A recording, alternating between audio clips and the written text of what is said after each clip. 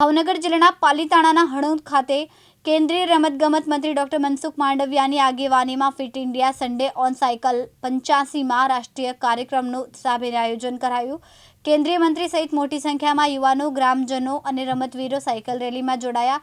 ભાવનગરના પાલીતાણા તાલુકાના હણોલ ખાતે યોજાયેલા fit India Sunday on cycle કાર્યક્રમમાં કેન્દ્રીય રમતગમત મંત્રી ડોક્ટર મનસુખ માંડવિયા અને ગુજરાત ભાજપના પૂર્વ ઉપાધ્યક્ષ મહેન્દ્રસિંહ સરવૈયાએ પોતે સાયકલ ચલાવીને રેલીનું નેતૃત્વ કર્યું।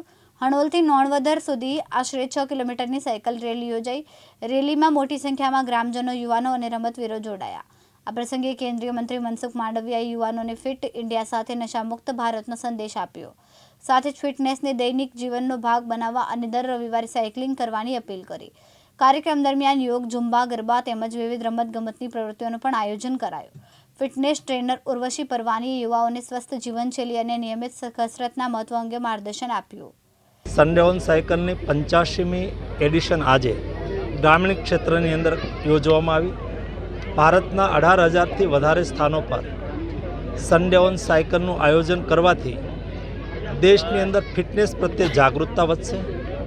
દેશના યુવાનો સાયકલિંગ સાથે જોડાવાથી અને આ એડિશનના માધ્યમથી દેશને એક સંદેશ આપશે કે ચાલો નશામુક્ત યુવા ફોર વિકસિત ભારતના પ્રધાનમંત્રીજીના સંકલ્પને સિદ્ધ કરવા માટે પણ સન્ડે ઓન સાયકલ આજે સંદેશ આપી રહી છે।